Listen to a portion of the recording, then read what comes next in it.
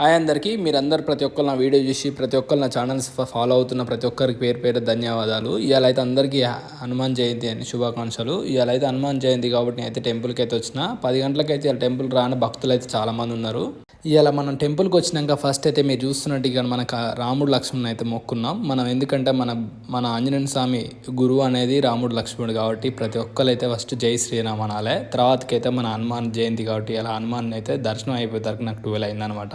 12 భక్తులందరికీ దర్శనం అయిపోయినాక ఇక్కడైతే మనకైతే అన్నదానం అయితే ఏర్పాటు చేసిరు. ప్రతి ఒక్క పెద్ద లైన్ అయితే కట్టిరు అనమాట. అన్నదానం చేద్దామంటే నాకైతే ఫుల్ టైం పడుతుందని నేను అనుకున్నా. సో దీనివల్ల మనం అయితే ఒక టైం వేస్ట్ చేయడం కన్నా ప్రతి ఒక్కరికి నేను కూడా ఒక అన్నం పెడితే బాగుంటుందని అన్నం అయితే వడ్డించిన అనమాట. కొద్దిసేపు ఎక్కడికి పోయినా మొమాట పడ్డా ఏం లేదు, కానీ టెంపుల్ పోయినప్పుడు ఇలాంటి అన్నదానాలు పెట్టినప్పుడు మనం కూడా కొంచెం సాయం చేస్తే చాలా మంచిది. మనం అన్నం పెట్టలేకపోయినా కనీసం అన్నం పెట్టే వాళ్ళైనా మనం సాయం చేస్తే చాలా మంచిది. మీరు కూడా ఇట్లాంటి అన్నదానాలు అయితే పాల్గొనడానికి అయితే ట్రై చేయండి. ఇక మెయిన్గా నేను కూడా 1 గంట సేపు అయితే ప్రతి ఒక్కరికి అన్నం అయితే పెట్టిన. నేను 1 o'clockగా తిన్నది 4 o'clock అయితే ఫుడ్ అయితే తిన్నా అనమాట. ఇవాళ డే మొత్తం నా టెంపుల్నే అయిపోయింది.